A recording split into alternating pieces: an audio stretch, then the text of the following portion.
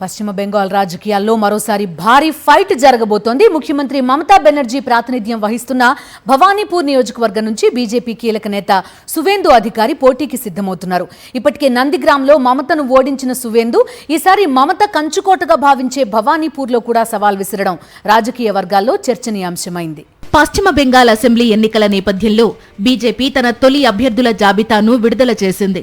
ఈ జాబితాలో కీలక నిర్ణయం తీసుకుంటూ ముఖ్యమంత్రి మమతా బెనర్జీ ప్రాతినిధ్యం వహిస్తున్న భవానీపూర్ నుంచి సువేందు అధికారిని బరిలోకి దించింది.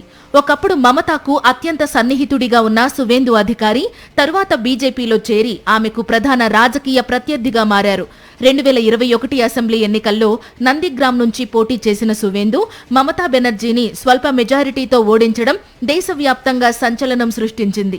ఈసారి సువేందును భవానీపూర్తో పాటు నందిగ్రామ్ నుంచి పోటీకి నిలబెట్టడం ద్వారా తృణమూల్ కాంగ్రెస్ నాయకత్వాన్ని వారి కోటలోనే సవాల్ చేయాలని బీజేపీ వ్యూహం రచించింది.